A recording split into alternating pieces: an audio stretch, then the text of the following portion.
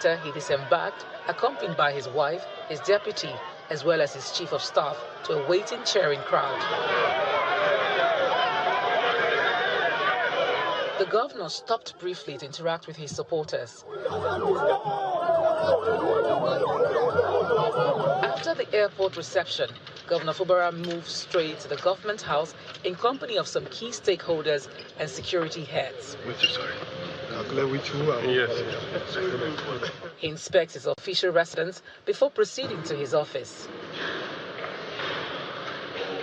Speaking to journalists, Governor Fubara expressed gratitude for the warm reception at the airport and the show of solidarity at the government house gate. I am really humbled by what I saw at the airport. I was also briefed with some photographs of what happened here yesterday. That reception really humbled me. It showed love, confidence, and solidarity of the bond between this government and the people that we are serving. He also assured that his administration will remain committed to policies and actions that will impact on the lives of Rivers people. I want to assure you that we will, by the grace of God, continue to do those things that has made you people love us. I want to appreciate everyone and to say that we love you. With the House of Assembly resuming plenary on Thursday and the governor returning to office on Friday, Rivers people are hopeful that both arms of government will work cordially for the development of the state.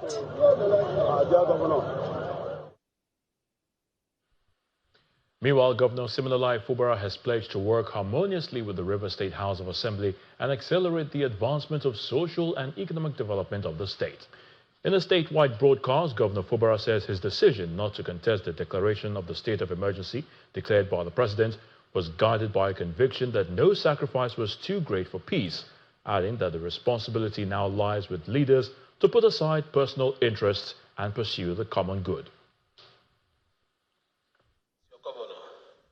I accepted to abide by the state of emergency declaration and choose to cooperate with Mr. President and the National Assembly, guided by my conviction that no sacrifice was too great to secure peace, stability, and progress of Rivers State.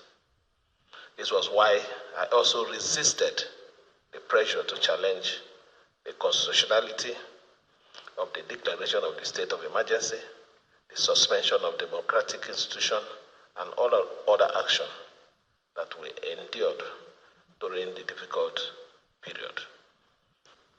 We believe the political crisis is now behind us and that peace and stability have once again returned to Rivers State, though not without the hard lessons learned from the emergency rule. The responsibility now rests squarely on us, the government, the State House of Assembly, the political leaders, the stakeholders, to put aside our differences, work for the common good, advance the interests of our people above all else. Personally, I will never take Mr. President's kindness for granted, and for that, I hereby reaffirm my utmost loyalty and eternal gratitude. To those who have expressed genuine fear, frustration, and uncertainty over the nature of the peace process, I assure you that your concerns are valid and understood. However, nothing has been irretrievably lost. There remain ample opportunity for necessary adjustment, continued reconciliation, and inclusiveness. We must all remember the saying, the costless peace is cheaper than the cheapest war.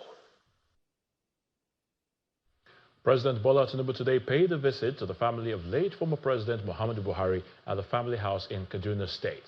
The president was accompanied on the visit by the Kaduna State Governor, Uba Sani, Speaker of the House of Representatives, ministers, senators, and other top government officials. But the president was received by the wife of the former president, Aisha Buhari, on behalf of the family.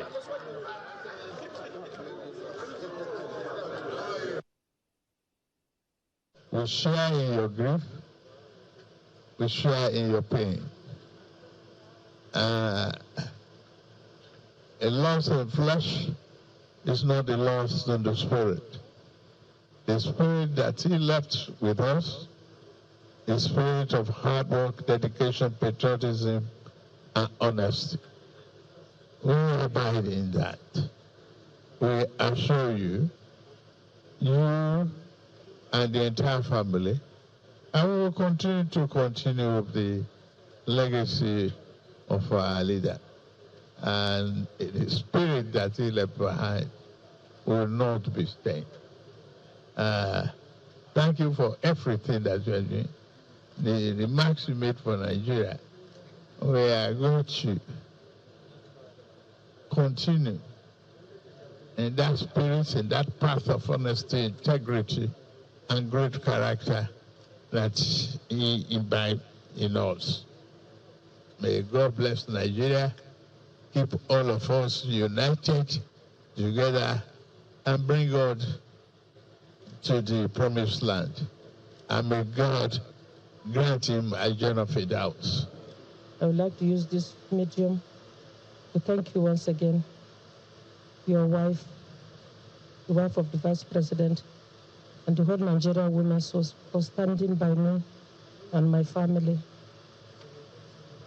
I would like to pray specifically for Nigeria, for peace to continue to reign, for the unity of the country, and also for carrying on with my late husband's legacy of being honest, integrity, tolerance, accountability, and sense of justice.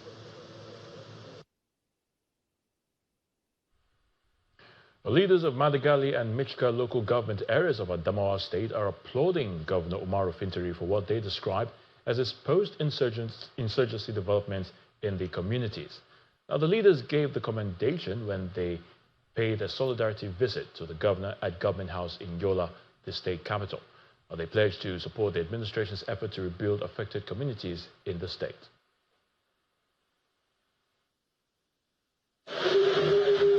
Following the establishment of a chiefdom in Madagali community of Adamawa State, a delegation from the local government area and the Government House, Yola, to appreciate Governor Umar Fintiri for heeding to their long-standing request.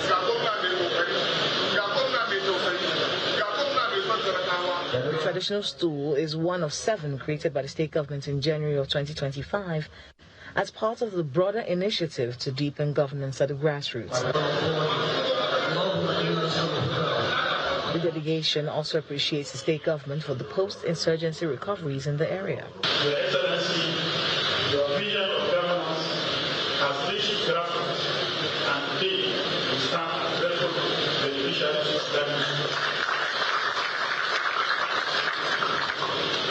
gratitude is not enough.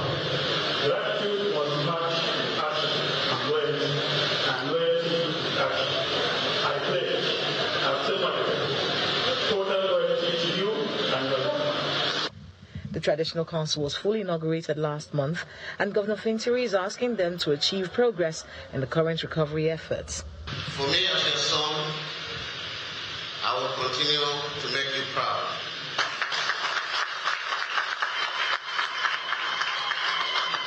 And to assure you that I have really recovered Adamawa State. Adamawa is on the path of development, is on the path of progress, as is on the path of unity. Next is a delegation from Michika. Madagali and Michika were the worst hit local government areas by the Boko Haram insurgency in Adamawa State. Just like Madagali, the Michika delegation appreciates the governor for restoring their chiefdom, as well as the post-insurgency recovery projects. The final relocation of Adamawa State College of Health Science and Technology from Movie has clearly shown your commitment to the development of our community. We in Michigan have waited for the relocation for a very long time, but your coming has made this seemingly impossible mission to be a reality. In his response, Governor Fintiri assures the community of his administration's determination to run an inclusive government. The delegations are going home with a promise from the governor that more projects will be done for their communities. In part 2 after the break, Imo State Police Command arrests suspected IPOB ESN commanders across 3 local government areas. Please stay with us.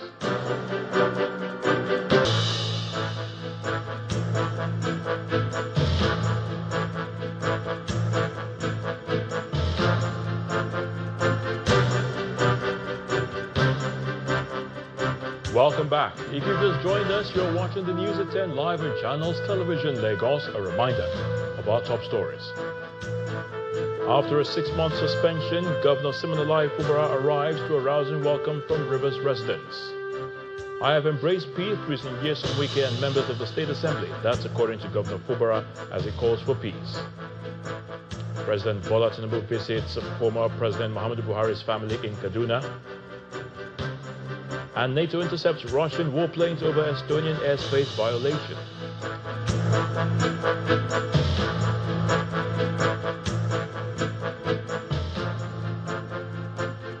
The Imo State Police Command has recorded another success in crime fighting with the dismantling of terrorist camps in Okigwe, Mbeitoli and Njaba local government areas of the state. The operation also led to the arrest of notorious IPOB and ESN commanders during the fierce gun battle at Obudiagwa in Oguta local government area. Addressing a press conference at the command headquarters in Owerri, the Commissioner of Police, Danjuma Aboki, says suspects arrested include sub-commanders who were captured with weapons and explosives, while a separate operation in Mbeitoli local government led to the arrest of a kingpin who revealed the group's violent operations and its financiers.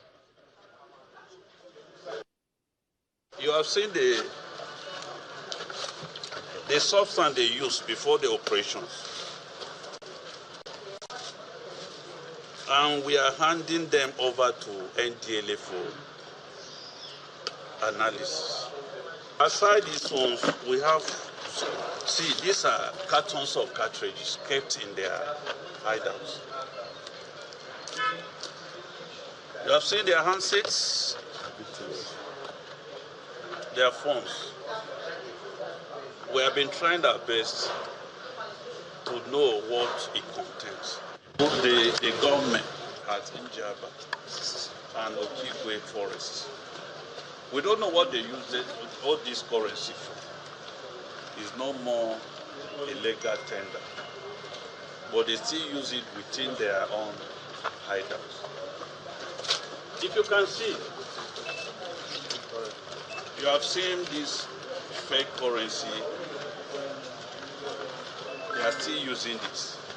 It's like they have machines in their dens imprinting fake currency.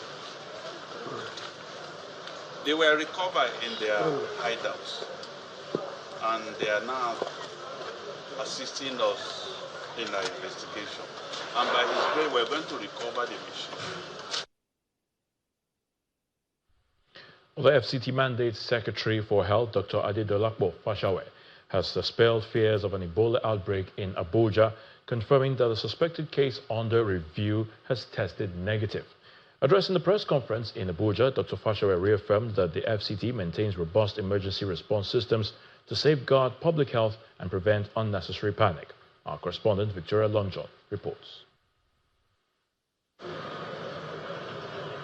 Earlier today, a viral report circulated online of a suspected case of Ebola in the Federal Capital Territory involving a traveler who had arrived Abuja from Kigali, the capital of Rwanda. Following the viral report and heightened tension, the FCT Mandate Secretary for Health, Dr. Adedolapo Fashawe, flanked by other stakeholders in the FCT health sector, convened this briefing to allay the fears of Nigerians.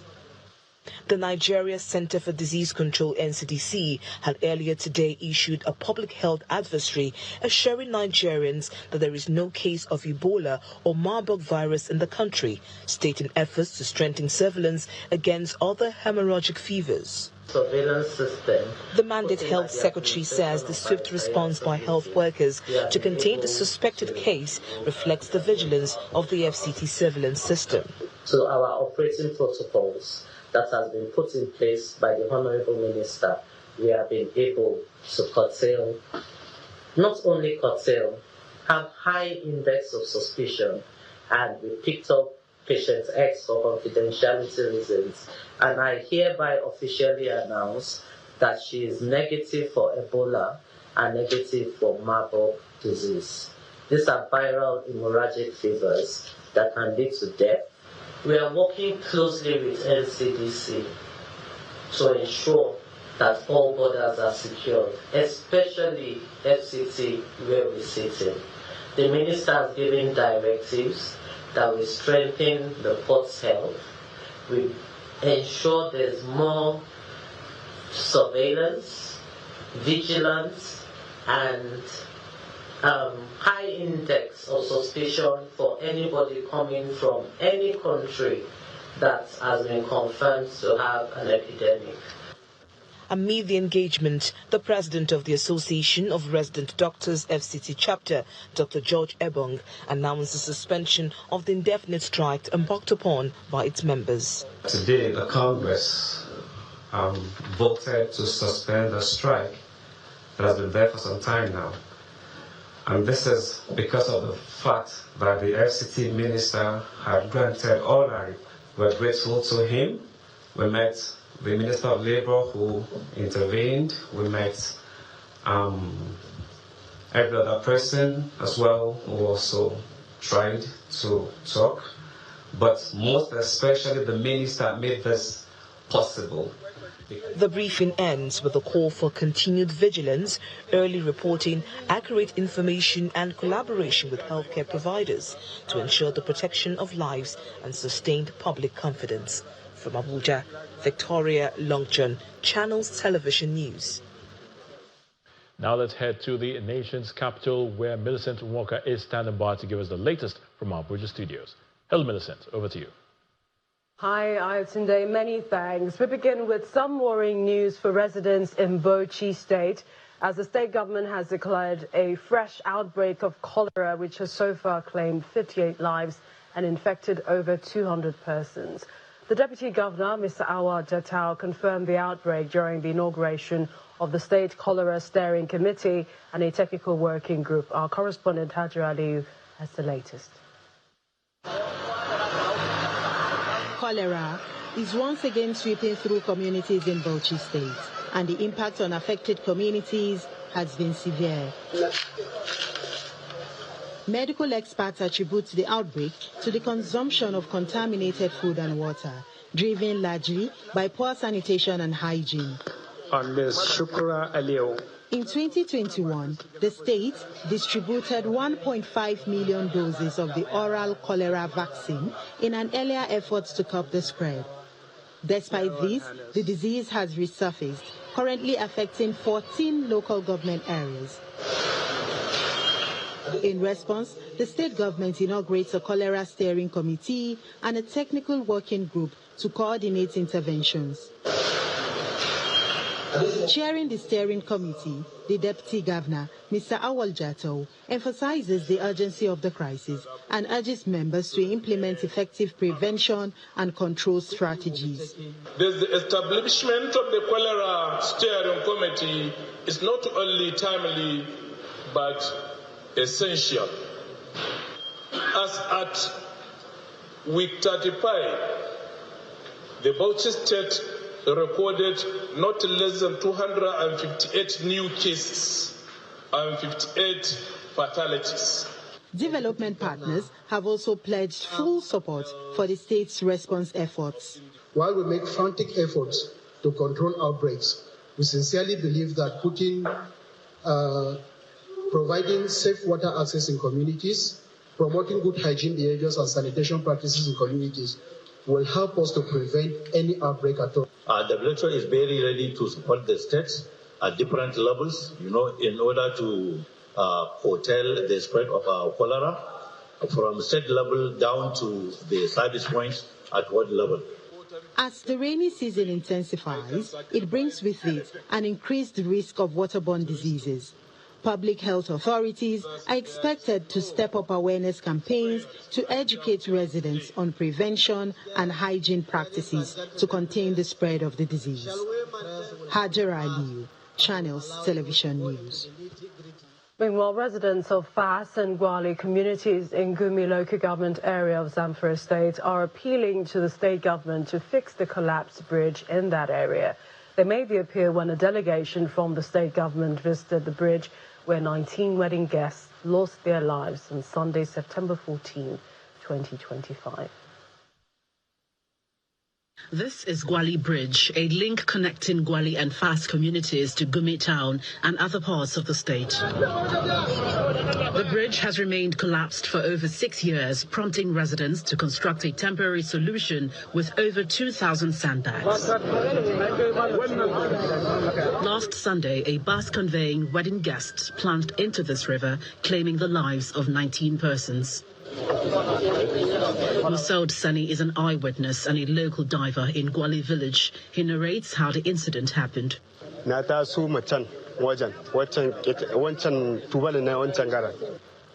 the accident happened, I was here. It was coming down this slope. The driver used something to jack the car and open the door for the passengers to come out. The car went off the jack and kept moving until it fell in here, and people began screaming for help. People have to tie ropes to vehicles and pull it out of the water. A government delegation led by the Deputy Governor, Mr. Mani Momoni, visits the communities to draw up a strategy. The Deputy Governor, who chairs the Committee on Assessment and Support for Victims of Banditry and Natural Disasters, visited the community to condole with the families of those affected by the Gwali Bridge accident. He also extended sympathies to families in Benin Magaji village, where 21 people fleeing a bandit attack died in a boat mishap. We are done with the incident, and we are praying that their soul rest in peace. And we actually promised people of Gumi that all what we can do, we will do it to make sure things couldn't happen like this. At the palace of the Emir of Gumi, the monarch urged the government to partner with the National Inland Waterways Authority, NIWA, to provide modern boats with larger capacity to prevent recurring disasters. Extend our request to the management of the National Inland Waterways so that we can get fiberglass canoes running on engines, and we believe that would greatly lessen these incidences that happen year in, year out. The Deputy Governor also announced a donation of 500,000 each for the affected families of the Benin Magaji village boat mishap and assured the people that the state government will deploy additional troops to protect them against armed bandits. Still ahead on the news at 10, Lagos Commodities Exchange to launch landmark listing of 23.4 billion naira Eco Rice spot contracts. That's coming up on Business News. Please join us again.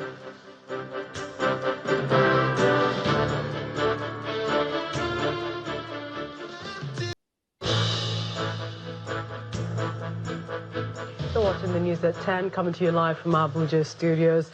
We continue here in the FCT, where residents of Gwarimpa, Kado, Jabi and Life Camp are in for a better deal as the FCT administration flags off more projects to ease human and vehicular traffic usually experienced during rush hours.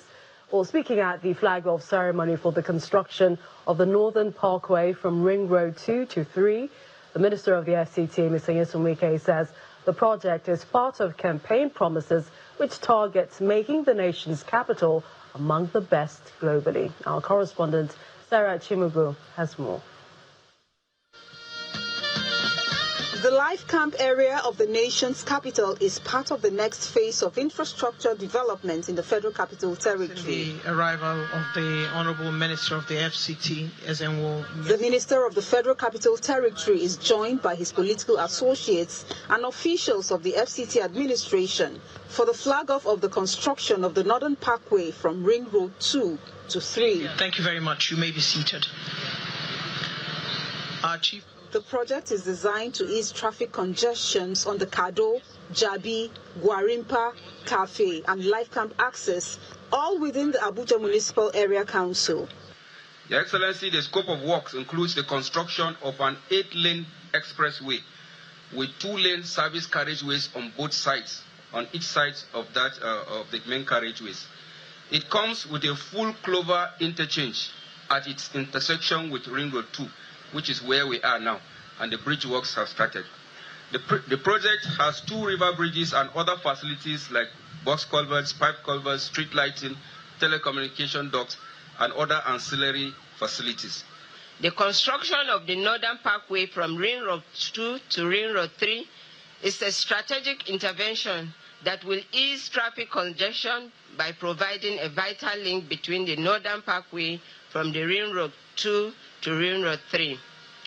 For the FCT minister, the project is a promise kept as he plans to make the FCT comparable with other capital cities globally. Without road infrastructure, it will be difficult for you to really compare or say that this city is a world-class city. I think under the New Hope agenda, Mr. President, we're changing the narrative to make sure that Abuja competes with other cities of the world, and that's what we're trying to do. He used the occasion to ask FCT residents to demand quality representation in future elections. Vote for somebody who will deliver. Do you understand what I'm saying? Do you understand what I'm saying? No amount of crying, I'm a woman, will solve the problem. No amount of to not work. Choose somebody that is close to you. Now when you call him in the night, he will answer. When you call him in the morning, he will do what? Answer. Don't call those who are interested for them to go and have a bottle of drink. There's no time for having a bottle of drink. But of course, you know, the time is coming. Operation Show Your Report card. Is it not true? Operation Show Your Report. I want to go back. Yes, show your report card. After the speeches, the minister then proceeds to flag off the project. And a reflector. And there he is. This symbolic flag-off exercise marks the beginning of a journey towards easing traffic congestions across major districts. Governor Nasser Idris of Kebbi State has flagged off the construction of a road and bridge project in the Badaria area of Benin Kebbi, the state capital. While flagging off the project, the governor stated that the plan is designed to improve access for the people. In a bid to expand the road network in newly developing areas within the state capital, the Kebbi state government is addressing the infrastructure challenge in the areas. The latest is the construction of a dual drainage system and reinforced concrete outfall. While flagging off the project, Governor Idris explains his plan to build more roads across the state to ensure even and inclusive development across the states. You can see this area, there is a lot of development in this area. What they are liking is good roads. And as part of our electioneering campaign that we promised to execute road projects for them. And by God's grace today we are here to witness the flag off of the construction of roads in this area. The state capital is growing by the day, and a lot of structures are coming up. So morally, government should be able to construct roads so that our people will have access to good roads. The project, which was awarded at a cost of 2 billion naira, is expected to be completed in 12 months. The Commissioner for Works, Mr. Abdullahi Muslim, considers the road project as a major milestone in the administration's infrastructure drive. It is my profound gratitude to welcome His Excellency to yet another groundbreaking ceremony, another project for the construction of access roads within Badare area. And bear true allegiance to the Federal Republic of Nigeria. Meanwhile, Governor Nasir Idris has sworn in Mr. Adamawa as the new Commissioner for Solid Minerals Development and Mining. The Constitution of the Federal Republic of Nigeria, so help me God. The governor also inaugurated the newly established Kebbi State Mining Development Agency, appointing Mr. Abdullahi Buhari as its managing director. We give you this position based on merit, and particularly no responsible government is playing with revenue. We know how much we have suffered, we know how much we have expended to scare the mining site in Gaski local government. The governor reiterated that the federal allocation alone is insufficient to meet Kebbi State's development needs, hence the importance of diversifying the state's revenue base. And that's it from the capital. It's over now to Dominic Iwiwu for Business News.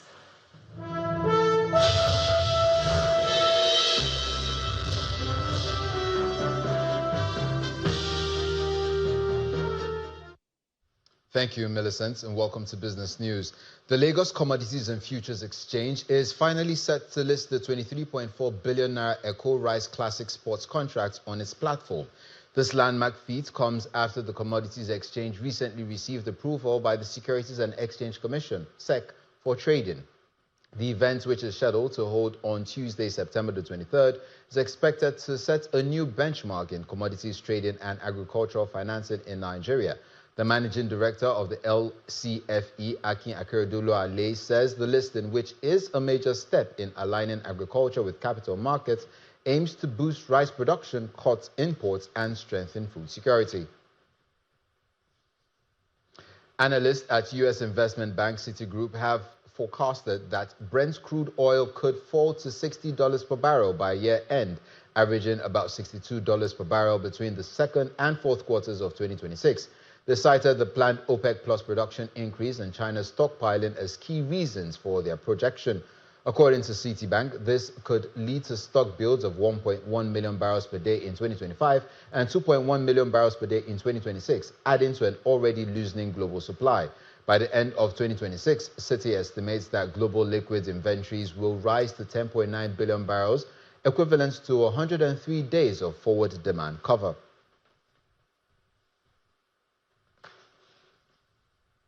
Outside our shores, UK government borrowing in August hit the highest level for the month in 5 years, adding to the pressure on the Chancellor ahead of the budget. According to the latest report by the Office for National Statistics, the borrowing, which is the difference between public spending and tax income, was £18 billion in August, which was higher than analysts had expected. The ONS says despite tax and national insurance receipts increasing, they were outstripped by higher spending on public services, benefits, and debt increase. And back home, foreign investors' transactions on Nigerian stock market have risen to a record high of about 1.3 trillion naira, indicating improved global investors' confidence. According to the 7-month report released by the Nigerian Exchange Limited, NGX, the amount indicates that foreign portfolio investments had more than doubled this year, outpacing the previous year's portfolios by 114.2%. It also shows that total foreign portfolio of 1.2 trillion naira was recorded against the 598 billion naira recorded in the same period last year. And talking about the stock market, more than 260 billion naira is knocked off from its total value as the impact of profit-taking reversed the gains recorded in the last 4 sessions. Lyd Williams tells us more.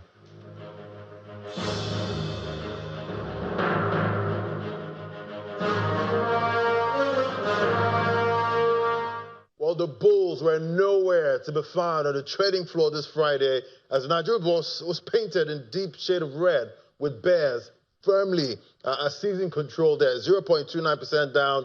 That was a TGIF trade today, 141,854 points. That's where the all-share index was able to manage them. We lost the 90 trillion level for the market cap.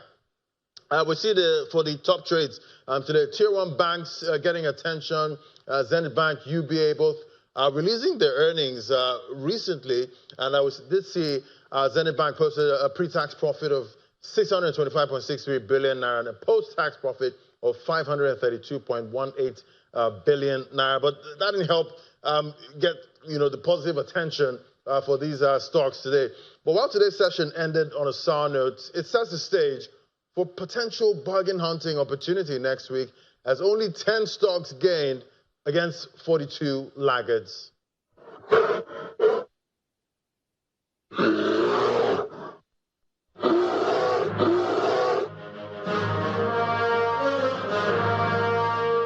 Thank you, Lydie. We end business news for Friday with snapshots of closing figures from major global markets.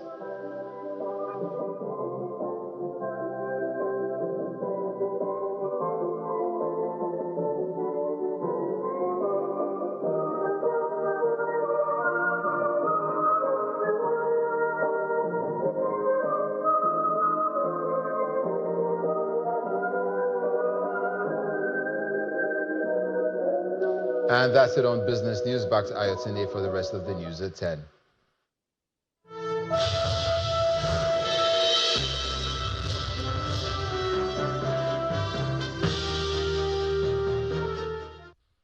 Many thanks, Dominic. 3 Russian warplanes that violated Estonian airspace have been intercepted by NATO. Describing the incursion as brazen, Estonia's foreign ministry in Tallinn says that Russia's increasingly extensive testing of boundaries and growing aggressiveness must be met with a swift response. Here's Simon Pusey with more international news in Around the World in 5 from our London studio.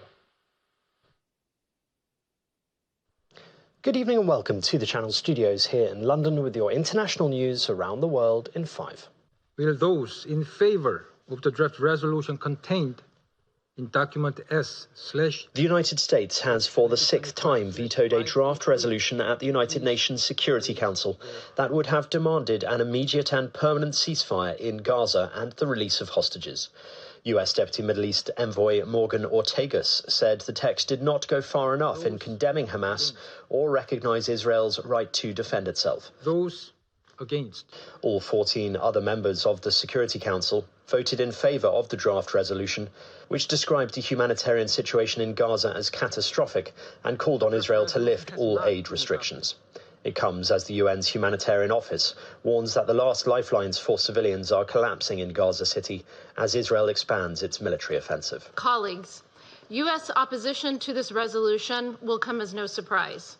It fails to condemn Hamas or recognize Israel's right to defend itself, and it wrongly legitimizes the false narratives benefiting Hamas, which have sadly found currency in this council.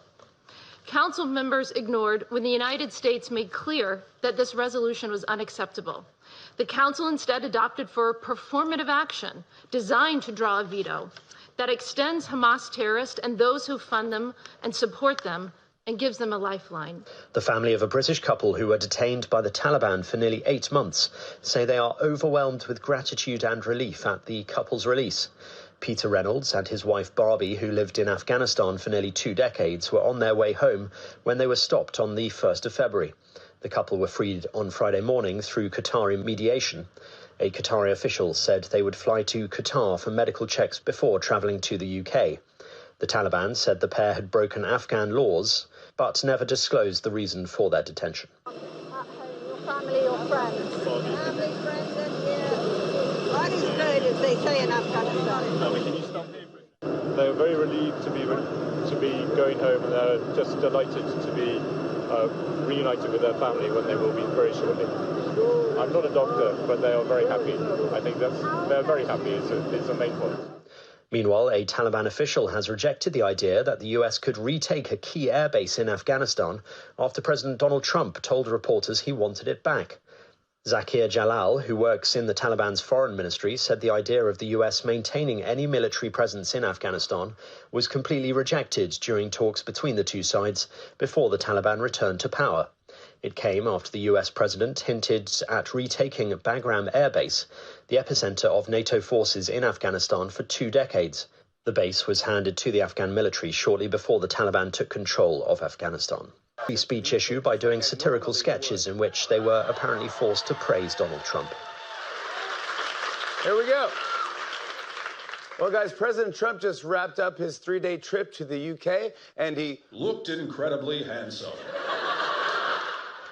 Their broadcasts came shortly after the US president said the main networks were overwhelmingly negative about him and could have their licenses taken away. And Egypt's Interior Ministry says that a 3,000-year-old gold bracelet that disappeared from the Egyptian Museum in Cairo was stolen and melted down. A restoration specialist took the artifact, which dates back to a pharaoh who ruled Egypt around 1000 BC, from a safe at the museum 9 days ago. The ministry said 4 individuals confessed to their crimes after being arrested and that the money was seized. And that's your international news around the world in 5. Now back to the Channel studios in Lagos.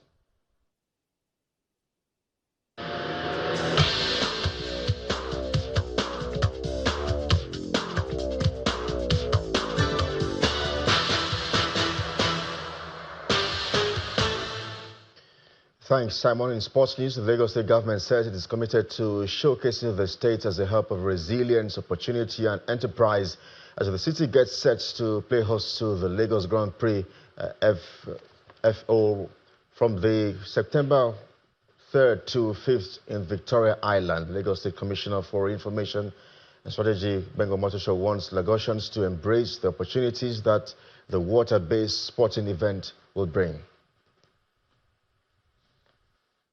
The environment is the only thing that we have to live for the generations that are coming behind us. We do not have to abuse the environment. We do not have to mess it up. It is our duty, all of us, to ensure that the lagoon is cleaned up and that it remains clean. Because now, you see, visitors are coming. Why are they coming? Because they have seen the potential of our waterways. So it's also about sustainability. It's also about creativity. It's also about, our environment, which we should hold as very dear to us. We should own it. We should be responsible for it. We should take care of it. Noah Lyles admits he had to overcome huge mental pressure to compete at the World Championships in Tokyo, where he scotched a history-equaling 4th 200 meters title, clocking 19.52 seconds earlier today. And Noah, speaking after matching Jamaican legend Usain Bolt's record, says he had found it challenging to return to the venue of COVID-delayed 2020 Tokyo Olympics.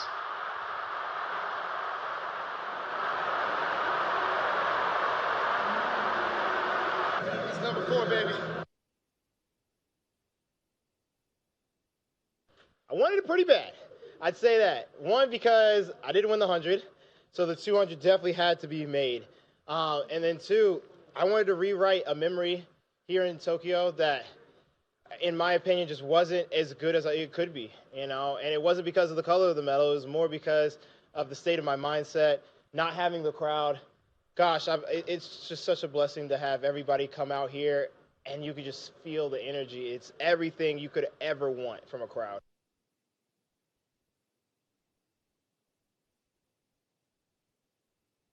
Nigeria's Ezekiel Nathaniel put a tough fight in the men's 400 meters hurdles finals, breaking the national record for the 6th time this year, but settled for 4th earlier today, clocking 47.11 seconds.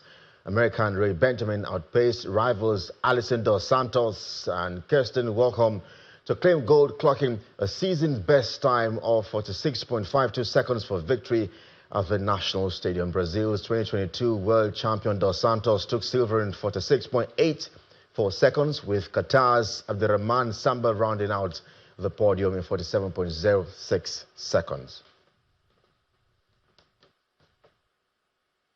The International Olympic Committee has announced that athletes from Russia will once more be allowed to compete at the 2026 Winter Olympics under a neutral banner if they meet strict conditions. The athletes we hear will not be allowed to take part in the opening ceremony for the Milan Cortina Games, which will be held from February 6 to 22, 2026, nor will their achievements be recognized in the medals table.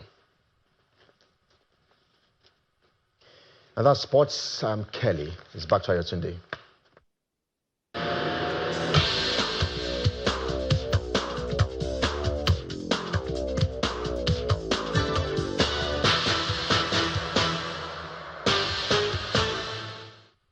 And the main news again.